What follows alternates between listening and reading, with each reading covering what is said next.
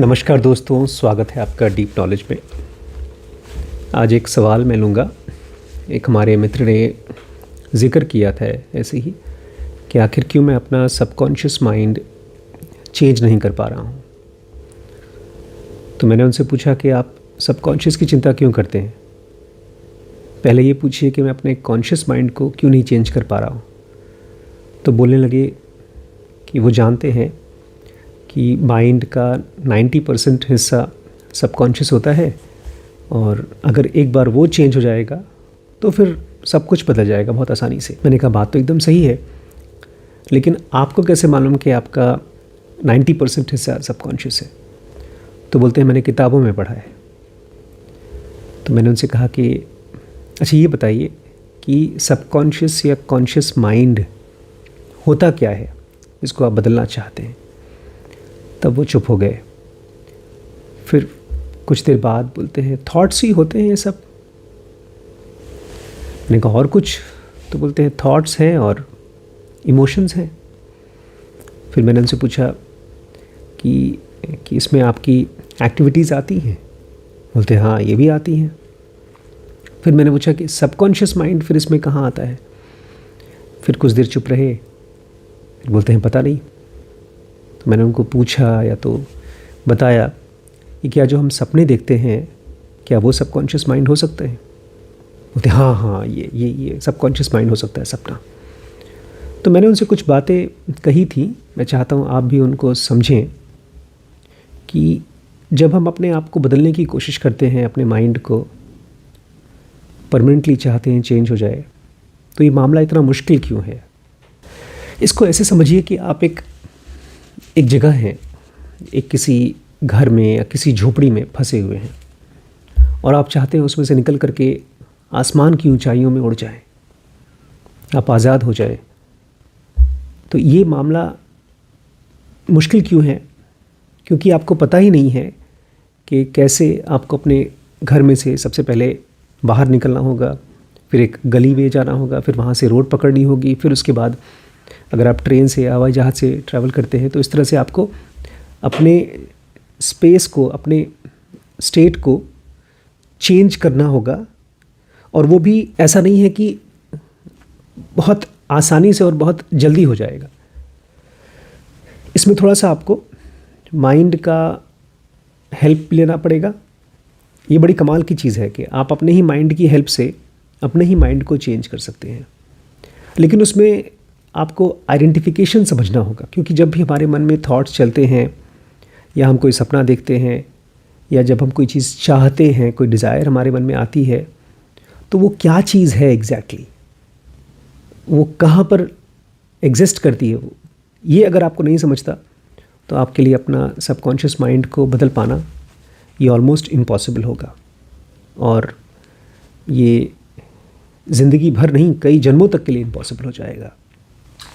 तो सबसे पहले मैं चाहता हूँ आप समझें कि हमारी और आपकी जो सबसे प्योर फॉर्म है वो क्या है। अभी जो कुछ भी मैं कहूँगा वो सब थॉट्स हैं, लेकिन फिर भी थॉट्स के ज़रिए ही, जैसे कृष्णमूर्ति कहा करते थे, आप थॉट्स के परे देख सकते हैं, बियॉन्ड थॉट जा सकते हैं, तो आपको ये मदद करेगा। तो सबसे पहले हमारा सबसे स्ट्रॉन्गेस्ट, सबसे फ्री स्टेट कौन सा है हमारे माइंड का?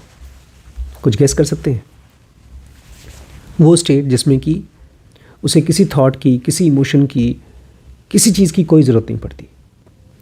वो है हमारा डिवाइन फ्रैगमेंट या तो आत्मन की स्टेट, जिसमें सभी ऋषि मुनि, कृष्ण, बुद्ध जैसे मास्टर्स हमेशा रहते थे या प्रेफर करते थे रहना।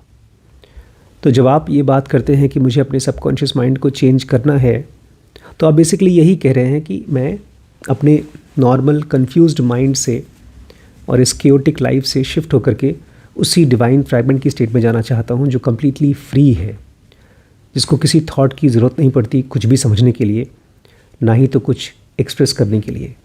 वो इस फिज़िकल दिखने और सुनाई देने वाली और परसीव होने वाली, महसूस करने वाली दुनिया से हमेशा हमेशा के लिए फ्री है। लेकिन हाँ, वो इस पर इन्फ्लुएंस कर सकता है। हमारी डिवाइन फ्रैगमेंट इस फिज़िकल वर्ल्ड पे इन्फ्लुएंस कर सकती है, बट ये फिज़िकल वर्ल्ड उसके ऊपर कोई असर नहीं डाल सकती। और वो कोई और नहीं, हमारा और आपका ही अपना सबसे प्योरेस्ट फॉर्म है। तो ये है हमारी सबकॉन्शियस माइंड के भी और सबकॉन्शियस लेवल। इनफैक्ट ये गलत है जब हम कहते हैं सबकॉन्शियस, क्योंकि अगर आप हमारे साथ स्पिरिचुअल कोर्सेज में आते हैं तो आप देखेंगे कि हर एक पोर्शन ऑफ द माइंड, जिसको आप कॉन्शियस बोलते हैं वो तो कॉन्शियस है ही, लेकिन जिसको आप सबकॉन्शियस बोलते हैं वो भी अपने आप में इनहेरेंटली एक बहुत ही कॉन्शियस स्टेट है। जैसे आपकी बॉडी है, अगर आपकी बॉडी का, आपके हार्ट का, आपके ब्रेन का, आपके बोन का एक सिस्टम चल रहा है जिसमें अपने आप में हार्ट सर्कुलेटरी सिस्टम को अच्छे से चला पा रही है, आपकी सांस बिना आपके कॉन्शियस एफर्ट के चल पा रही है, या आपकी बॉडी का सारे ऑर्गन्स अपने आप परफेक्टली काम कर रहे हैं, तो वो भी एक कॉन्शियस एक्टिविटी है, लेकिन वो बॉडी की कॉन्शियसनेस है, वो आपके कॉन्शियस माइंड में नहीं आ पाई है। तो जो कुछ भी जिसको हम कॉन्शियस कहते हैं उससे भी ज़्यादा पावरफुल है हमारी सबकॉन्शियस जिसको आप कहते हैं, लेकिन वो एक्चुअली अपने आप में बहुत ही इंटेलिजेंट है। इसको इंटेलिजेंट कहना चाहिए, सबकॉन्शियस नहीं कहना चाहिए। और डिवाइन फ्रैगमेंट अल्टीमेट कॉन्शियस है, वो सब कुछ जानती है हर चीज़ के बारे में, और उसको किसी थॉट की ज़रूरत नहीं पड़ती। ये पॉइंट याद रखिएगा कि डिवाइन फ्रैगमेंट को किसी थॉट की ज़रूरत नहीं पड़ती। फ़िलहाल जिस माइंड में हम हैं उसको ज़रूरत पड़ती है। अब हम कहाँ हैं, इसको मैंने 7 पार्ट्स में डिवाइड किया है, और बहुत किस्मत की बात है कि ज़्यादातर लोग इस लास्ट पार्ट में नहीं हैं। सबसे दूर पार्ट जो हमारे डिवाइन फ्रैगमेंट से सबसे डिस्टेंट है, सबसे एक्सट्रीम में है, वो है कंफ्यूज्ड माइंड, बल्कि उसको कहना चाहिए साइकोटिक माइंड, जहाँ पर आपके मन में चलने वाले थॉट्स इतने ज़्यादा कॉन्ट्राडिक्टरी होते हैं कि समझ में नहीं आता कि वो थॉट मेरे मन में चल क्यों रहा है। ढेर सारी अनसर्टिनिटी होती है और माइंड भरा होता है फियर से। ऐसा लगता है जैसे बॉडी में पेन होती है तो हम चाहते हैं पेन हट जाए, बहुत ज़्यादा पेन होता है तो हम बॉडी से ही फ्री होना चाहते हैं। अगर किसी खास ऑर्गन में, उंगली में दर्द हो रहा है, हाथ में दर्द हो रहा है, बहुत सीवियर पेन है, तो हम चाहते हैं वो पोर्शन ही हट जाए। ऐसे ही होता है साइकोटिक माइंड, या एक ऐसा माइंड जो अपने आप को साध नहीं पाता, एक ज़िंदगी जीता है बिना किसी स्पिरिचुअल बेस के। तो ये सबसे डिस्टेंट पार्ट ऑफ आपका सेल्फ है, आपका माइंड है, और भगवान का लाख लाख शुक्र है कि आप उसमें नहीं हैं। क्योंकि अगर आप इस तरह का सवाल पूछ पा रहे हैं कि मेरी लाइफ में मैं अपने आप को, अपने सबकॉन्शियस माइंड को चेंज क्यों नहीं कर पा रहा हूँ, इसका मतलब आप अभी भी साइकोटिक स्टेट में नहीं हैं, आप उससे थोड़ा बेहतर स्टेट में हैं, और वो है the state of random thoughts, जिसमें कि आप थॉट्स को ऐसे यूज़ कर पाते हैं जैसे आप अपने पैर को यूज़ कर पाते हैं, अपने हाथ को, अपने मुंह को, लेकिन फिर भी वो बेचारा कंप्लीटली आपके कंट्रोल में नहीं होता। जिस समय आप किसी से बात कर रहे हैं तो आप अपने थॉट्स को यूज़ कर रहे हैं, लेकिन जब आप शांत हैं तब भी वो थॉट्स चल रहा है, जब आप सो रहे हैं तब भी वो थॉट्स चल रहा है। और बहुत बार आप अपनी वाइफ से, अपने बच्चों से, अपने ऑफिस में किसी से बात करना चाहते हैं और वो सही शब्द नहीं आ पा रहे हैं, तो वो भी आपका थॉट्स ही है। नहीं, बहुत बार ऐसा होता है कि हमको लगता है कि मैंने जो बोल दिया मैं बोलना नहीं चाहता था, तो वो हमारा रैंडम थॉट्स है।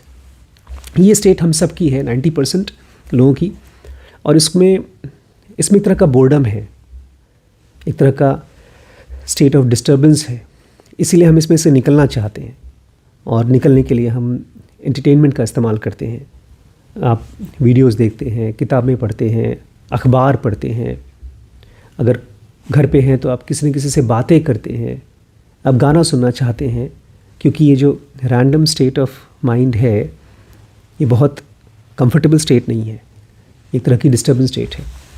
और चूँकि माइंड दिन भर इसी स्टेट में रहता है, इसलिए उसको रात को जाकर के सोना होता है, नींद लेनी होती है, और इसी में से थोड़ा सा और अंदर जाता है, डिवाइन फ्रैगमेंट की तरफ जाता है। सबसे डिवाइन फ्रैगमेंट की दूर है आपका साइकोटिक स्टेट, उसके बाद आता है स्टेट ऑफ रैंडम थॉट्स, लेकिन इसके बाद थोड़ा सा और नज़दीक डिवाइन फ्रैगमेंट के आता है, लेकिन फिर भी ये डिवाइन फ्रैगमेंट नहीं है, वो है स्टेट ऑफ ओपिनियन, जहाँ पर आप कुछ पढ़ते हैं, कुछ सुनते हैं, आपको आपको लगता है कि वो सही है, उसको कहा जाता है ओपिनियन।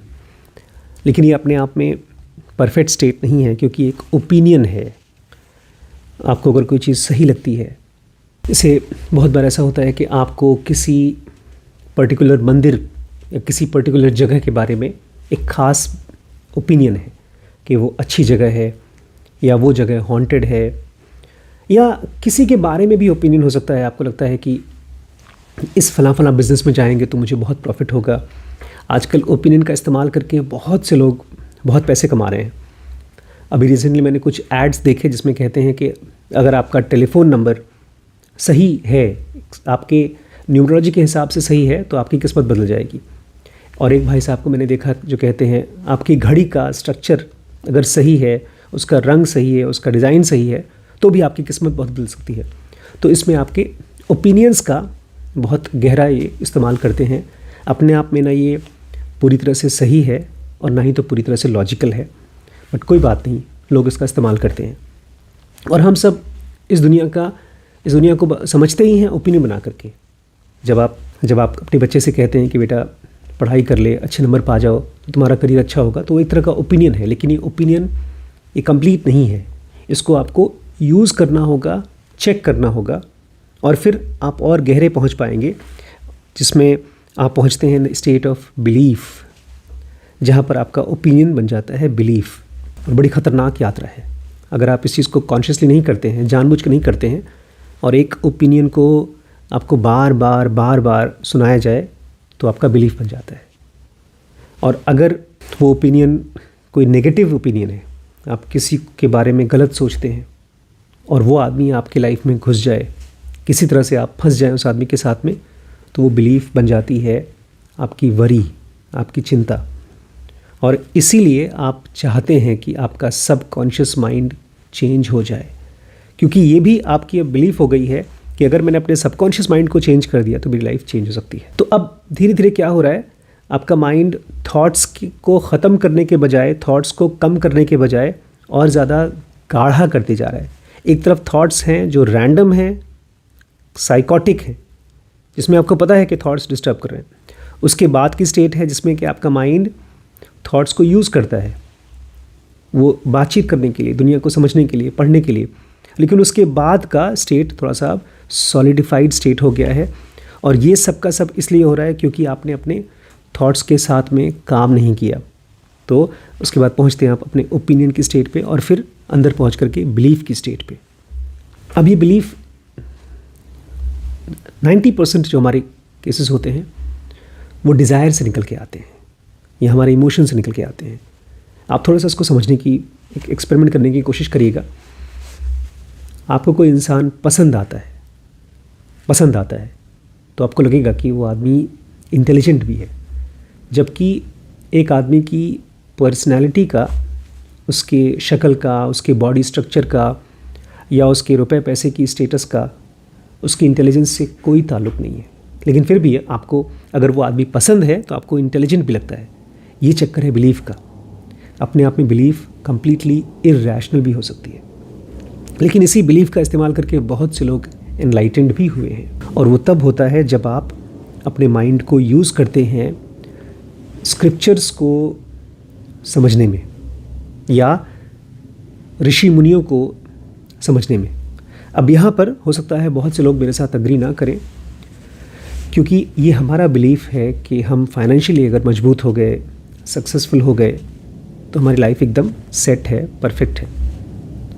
पार्शियली सच है, अगर हमारे पास पैसे नहीं हैं तो हम बहुत परेशान होंगे, लेकिन अपने आप में पैसा होना ये एक परफेक्ट लाइफ की का साइन नहीं है। अगर आपके पास रिसोर्सेज हैं, आपके पास अपना खाने पीने का, छत का, बच्चों की फ़ीस का इनफ संसाधन है, तब आपको अपने टाइम को इस्तेमाल करना चाहिए स्क्रिप्चर्स को समझने के लिए।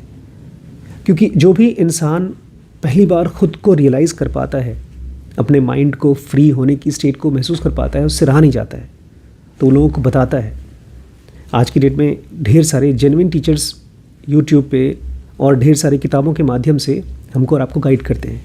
और ये आज नहीं, ये हज़ारों साल से भगवद गीता के रूप में, बाइबल के रूप में या ढेर सारी स्क्रिप्चर्स के रूप में वो बताने की कोशिश करते हैं। अब चाहिए आपको उन स्क्रिप्चर्स को समझने के लिए एक कॉन्टेम्पलेटिव माइंड, जहाँ पर आप जो कुछ भी सुने उसको पहले ध्यान से समझें और उसमें अगर कोई लॉजिक दिखाई दे तो उसको प्रैक्टिकली यूज़ करने की कोशिश करें। तो बिलीफ से भी और नज़दीक का स्टेट है कॉन्टेम्पलेटिव माइंड।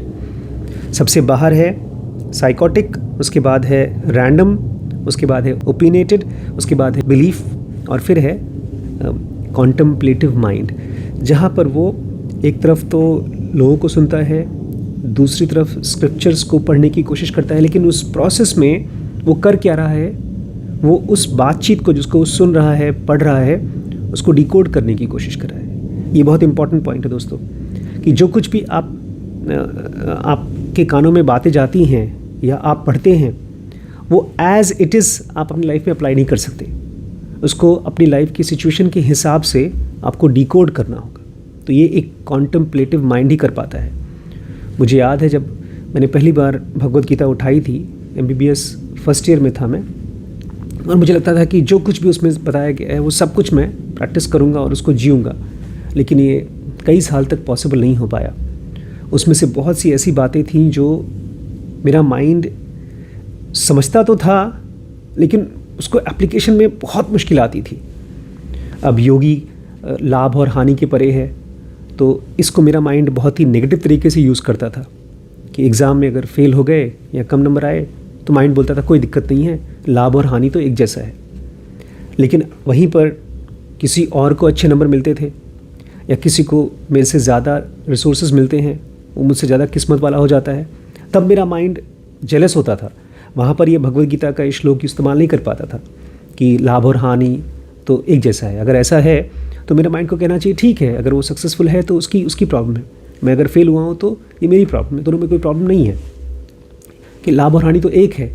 लेकिन ये तब होता है जब हम स्क्रिप्चर्स को कॉन्टेम्पलेटिव स्टेट से नहीं पढ़ते हैं, हम उसको डिकोड करने की कोशिश नहीं करते हैं, क्योंकि हर एक स्क्रिप्चर अपने आप में, चाहे कृष्णमूर्ति हो, चाहे रमण महर्षि हो, वो शब्द केवल इशारा करते हैं एक ऐसी स्टेट की तरफ जाने के लिए जहाँ से ये स्क्रिप्चर्स निकले हैं, और वो है स्टेट ऑफ ब्रह्म कह सकते हैं आप,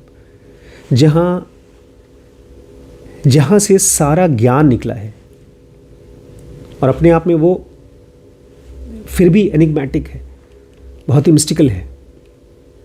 एक साइलेंस, एक वॉइड जिसमें से साउंड निकला, एक इनविजिबिलिटी, एक अदृश्यपन जिसमें से रास्ते निकले। ये जो कुछ भी आप देख रहे हैं संसार के रूप में, वो सब का सब निकला है उसी ब्रह्म की स्टेट में से, डिवाइन फ्रैगमेंट की स्टेट में से। और वहाँ जाने के लिए आपको गुरु से कांटेक्ट होना होगा। अब यहाँ जब मैं गुरु की बात करता हूँ तो बहुत से मित्र या तो मुझे अपना गुरु बनाना चाहते हैं या किसी और सज्जन को अपना गुरु बना करके उसकी उंगली पकड़ के चलना चाहते हैं। लेकिन जब भी मैं गुरु कहता हूँ तो आपको अपने ही अंदर में अपनी डिवाइन फ्रैगमेंट को, अपने स्टेट को, अपने साइलेंट माइंड को गुरु मानना है। और जब आपको ये समझ में आता है पहली बार कि सबकॉन्शियस माइंड थॉट्स इस्तेमाल नहीं करता, अगर आपने अपने आप को खाली बोल के कुछ समझाने की कोशिश की, आपने अपने आप को पॉजिटिव या किसी भी तरह का एफर्मेशन दिया, रिपीटेशन ऑफ थॉट्स किया, तो उससे सबकॉन्शियस माइंड टस से मस नहीं होता। क्योंकि ज़्यादातर सबकॉन्शियस माइंड जो बनता है वो है ऑटोमेटिक थॉट्स से। आपके आसपास में लोग क्या बिलीव करते हैं वो आपके बिलीव बन जाती है। अगर आप अपने गांव से शहर जाते हैं तो गांव में आपको अच्छा लगता था, लेकिन शहर में अचानक से जाकर के आपको एक इन्फीरियरिटी की फीलिंग आना शुरू हो जाती है। तो वो इसलिए क्योंकि वो सबकॉन्शियस माइंड हर एक इवेंट को एक नॉलेज की तरह लेता है, एक शब्द की तरह लेता है, और फिर वो इकट्ठा होते जाता है। तो इस तरह से हम एक ऐसा माइंड को ढोते हैं जो अपने आप में कन्फ्यूजन का मशीन हो गया है, जो हर जगह से केवल कन्फ्यूजन लेता है। आपको रियलाइज़ ये करना है कि शब्द नहीं, साइलेंस है जो सबकॉन्शियस माइंड को चेंज कर पाता है। अब वो साइलेंस को इकट्ठा करना डेस्परेट नहीं होना चाहिए, उसमें कोई जल्दबाजी नहीं होनी चाहिए, क्योंकि जो कोई स्टेट अननेचुरल है वो और ज़्यादा कन्फ्यूजन पैदा करती है। अपने ही माइंड से, अपने ही माइंड का उद्धार करना होता है स्पिरिचुअलिटी या फ्रीडम। छोटा सा बच्चा है और उसको आप पहली बार अक्षर लिखना सिखा रहे हैं, अक्षर, तो अपने आप में वो कई महीने लग जाते हैं, कई साल लग जाते हैं। उसके बाद उसको शब्द, फिर वाक्य और फिर एक किताब पढ़ पाना, इसके लिए कई साल लग जाते हैं। ये जो भी मैंने बताया आपसे, साइकोटिक माइंड या रैंडम थॉट्स या ओपिनियन या बिलीफ या कॉन्टम्पलेशन, इन सब के लिए हमारे ब्रेन में एक ख़ास तरह का नंबर ऑफ न्यूरॉन्स का कनेक्शन होना चाहिए। हम में से बहुत से लोग हैं जो रुपए पैसे की दुनिया में बहुत तीखे होते हैं, बहुत शार्प होते हैं, बहुत समझदार होते हैं। उनको नई टेक्नोलॉजी बहुत ही आसानी से समझ में आती है। हम में से बहुत से ऐसे लोग हैं जो संगीत में बहुत एक्सपर्ट होते हैं, तो उनका ब्रेन, उनका शरीर संगीत को लेकर के बहुत डेवलप्ड है। आपको अगर अपने सबकॉन्शियस माइंड को कंप्लीटली ट्रांसफॉर्म करना है तो इस माइंड को लेकर के इंटेलिजेंट होना पड़ेगा। और क्या मतलब है माइंड को लेकर इंटेलिजेंट होना? देखिए, इसी मोमेंट पर जब आप मेरी बात सुन रहे हैं तो शब्द हैं और शब्द के पीछे एक अशब्द है, आवाज़ है और आवाज़ के पीछे साइलेंस है। लेकिन वो अपने आप में, वो साइलेंस डेड नहीं है, वो इंटेलिजेंट है। उसी साइलेंस के और पीछे है डिवाइन फ्रैगमेंट। तो एक तरफ कि हमारे थॉट्स हैं, फिर ओपिनियन है, फिर बिलीफ है, और उसके बाद आते हैं स्क्रिप्चर्स। अब हम में से ज़्यादातर लोग स्क्रिप्चर्स को रटते हैं, रिपीट करते हैं और ये मानते हैं कि हम एक पवित्र काम कर रहे हैं, हमारा उद्धार हो जाएगा। लेकिन स्क्रिप्चर्स हमको उंगली पकड़ करके ले जा रहे हैं डिवाइन फ्रैगमेंट, एक साइलेंट स्टेट की तरफ। वो आपको होना है, चाहे इस जन्म में, चाहे 10 जन्मों के बाद में। स्क्रिप्चर्स की मदद से आपको पहुंचना है साइलेंस तक। तो जब आप अपनी वाइफ से बात कर रहे हैं और आपको लगता है कि आपकी वाइफ 100% गलत है, तो उस कंडीशन में क्या होता है? अब देखिए, स्क्रिप्चर क्या कहती है? गीता कहती है हम सब के सब बने हैं 3 गुणों से, बुद्धि से, सत्वगुण से, इमोशन से, रजोगुण से और इनर्शिया से, मंद बुद्धि से, कन्फ्यूजन से, तमोगुण से, सत्व, रजो और तमो। अब आपकी वाइफ आपसे बात कर रही है और आपको मालूम पड़ गया कि उसने कोई बहुत गलत काम किया है जो आपके हिसाब से एकदम गलत है, और आपको मन कर रहा है कि आप उससे लड़ाई करें, डांटें। अगर आप अपने सबकॉन्शियस माइंड को देखते नहीं हैं और पकड़ते नहीं हैं तो आप ये कर देंगे। आपका माइंड सीधे वहाँ पहुँचेगा जहाँ पर उसने सबसे बड़ी बेवकूफ़ी की है, गलती की है, और आप उसको वो चीज़ याद दिलाएंगे। अब चूंकि आपने स्क्रिप्चर्स नहीं समझा, इसलिए आपको लगता होगा कि जब मैं अपनी वाइफ की, अपने बच्चे की, अपने एम्प्लॉय की गलती उसको दिखाऊंगा तो उसको देखेगा और वो समझ जाएगा, रियलाइज़ कर लेगा कि अरे मुझसे गलती हो गई, मुझे छोड़ देना चाहिए चीज़। लेकिन ऐसा नहीं होता। जब भी हम कुछ किसी से कहते हैं तो हम एक सुई लेकर के उसको चुभा रहे हैं। सुई, ब्लेड, कैंची, ये सब चीज़ें सबको चलाने नहीं आती। ये सर्जन को चलाने आती है, दर्जी को चलाने आता है, या तो एक नाई को चलाने आता है, और सही जगह पर चलाता है। अब आपने अपनी वाइफ को या अपने बच्चे को एक सुई चुभो दिया, उससे केवल उसको दर्द होगा। आपने एक इमोशन को एक्सपीरियंस किया कि तुम बेवकूफ़ हो, तुम हमेशा गलती करती रहती हो, और इस चीज़ से आपकी वाइफ या आपके बच्चे को खाली ये फील हुआ कि आप उसको पसंद नहीं करते हैं। इनफैक्ट खाली इतना नहीं, उसको ये फील हुआ कि आप उसको हेट करते हैं। अब क्या होगा, आपके और आपकी वाइफ के बीच में एक पावर प्ले चालू हो जाएगा। तुरंत गेस करिए वो क्या करेगी। अगर आप इस वीडियो को ध्यान से सुन रहे हैं और आप थोड़ा सा इंटेलिजेंट हैं तो उसको पॉज करके मुझे कमेंट करके बताइए कि आपकी वाइफ क्या करेगी। वो आपकी लास्ट सबसे बड़ी गलती आपको बताएगी। अगर वो गलती नहीं है तब भी उसको गलती बनाकर बताएगी, क्योंकि जैसे आपको उसके बारे में एक ओपिनियन है, ऐसे ही उसको भी आपके बारे में ओपिनियन है। आपने उसकी गलती निकाली है, वो भी आपकी गलती निकालेगी। और इस तरह से हम लोग सबकॉन्शियस माइंड की वजह से कॉन्शियस दुनिया में एक दूसरे के साथ में ज़िंदगी को नर्क बना देते हैं। तो कैसे बदलेगी हमारी सबकॉन्शियस माइंड? जब बुद्ध जैसे लोग, नानक जैसे लोग कहते हैं कि ऐसे शब्द बोलो कि सामने वाला एकदम टच हो जाए, खुश हो जाए, तो सबसे पहले आपको अपने मन के अंदर में एक ब्रेक लगाना होगा।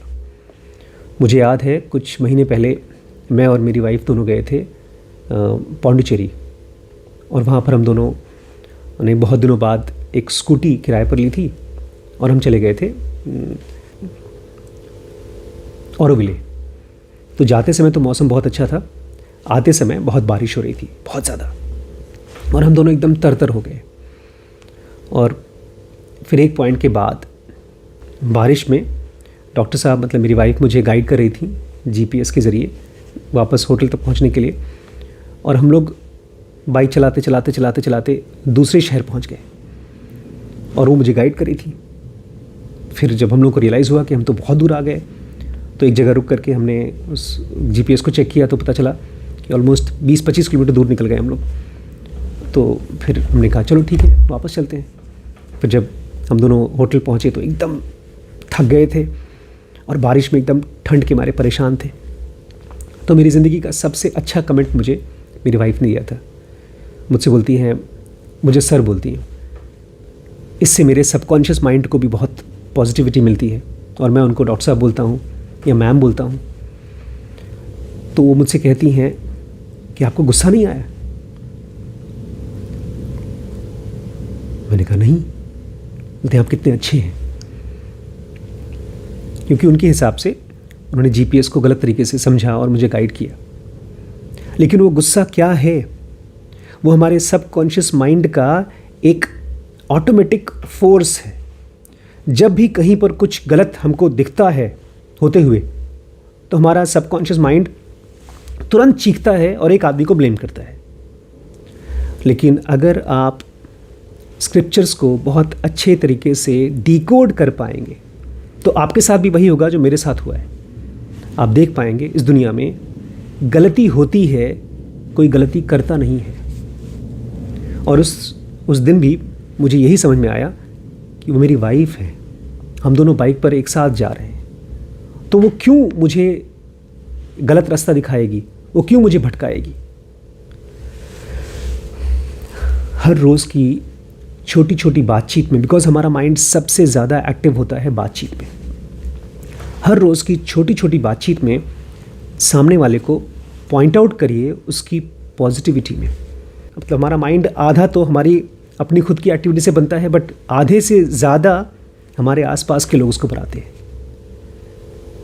आप किसी को किसी एक महंगी कार में घूमते हुए देखते हैं, तो उस आदमी ने बिना कुछ कहे आपके सबकॉन्शियस माइंड में एक बीज डाल दिया पैसे कमाने का, अमीर होने का, और आपका सबकॉन्शियस माइंड डिस्टर्ब हो गया। आप समझ पा रहे हैं मैं क्या बता रहा हूँ? सबकॉन्शियस माइंड एक बहुत बड़ा पहाड़ है, नो डाउट, लेकिन वो पहाड़ आपके मन के अंदर ही है, और उस पहाड़ के ऊपर चोट करना, उसके लिए आपको बहुत सब्र के साथ में बुद्धि इस्तेमाल करनी होगी। आपको समझ इस्तेमाल करना पड़ेगा, ठीक ऐसे जैसे एक डॉक्टर इस्तेमाल करता है स्कैल्पेल को ऑपरेशन करते समय। बहुत संभाल करके, एक तो पहले से उसको पता है, ऑपरेशन करने से पहले उसको पता है कि कहाँ पर कौन सी नस है, इसलिए नौसिखिए डॉक्टर से मिस्टेक होने के चांसेस होते हैं। तो आपको ओपिनियन चाहिए, आपको नॉलेज चाहिए, आपको स्क्रिप्चर चाहिए, लेकिन साथ ही साथ आपको पेशेंस चाहिए और आपको एक बहुत स्ट्रांग भरोसा चाहिए। ऐसा भरोसा जो कभी ख़त्म ना हो, वो भी धीमे धीमे आएगा, वो भी स्क्रिप्चर से आएगा।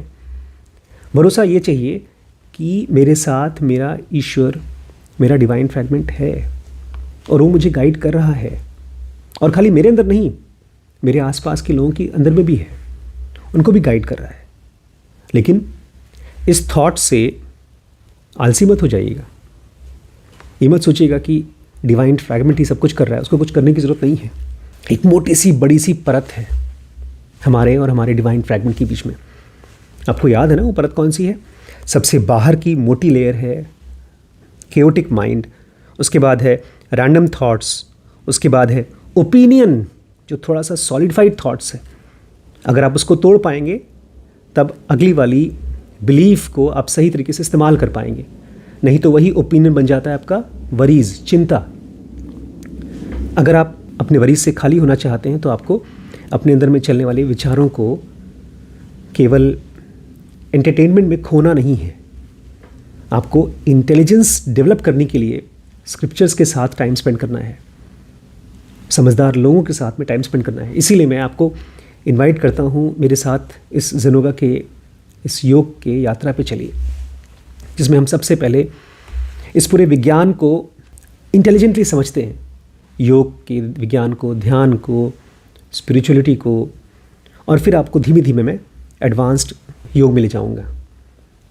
और फिर आपका माइंड ऐसा हो जाता है जैसे एक सर्जन का माइंड होता है ऑपरेशन से पहले, या एक पायलट का माइंड होता है अपने प्लेन में बैठने से पहले। वो प्रिपेयर्ड होता है, जिसमें थॉट्स और साइलेंस का एक परफेक्ट मिक्सचर होता है। थॉट्स भी रैंडम नहीं होते, वो इंटेलिजेंट थॉट्स होते हैं। एक सर्जन को पता है कि जब मैं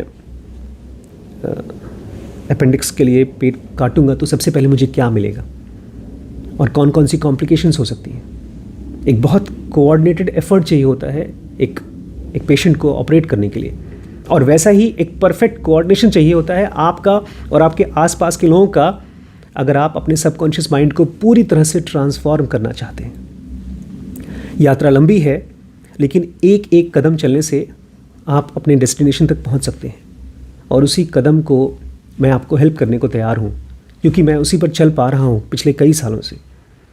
मेरा और मेरी वाइफ के बीच में जो रिलेशनशिप है, उससे हमने अपने अंदर में इतना ट्रांसफॉर्मेशन देखा है कि ऐसा लगता है जैसे कि हर रोज़ हमारे सबकॉन्शियस माइंड की क्लीनिंग होती जाती है। कृष्णमूर्ति बहुत प्यार से कहते हैं कि एक पॉइंट ऐसा आता है जहाँ पर आपका कॉन्शियस माइंड और सबकॉन्शियस माइंड एक हो जाता है, उसके बाद आपका कोई पार्ट सबकॉन्शियस नहीं होता। आप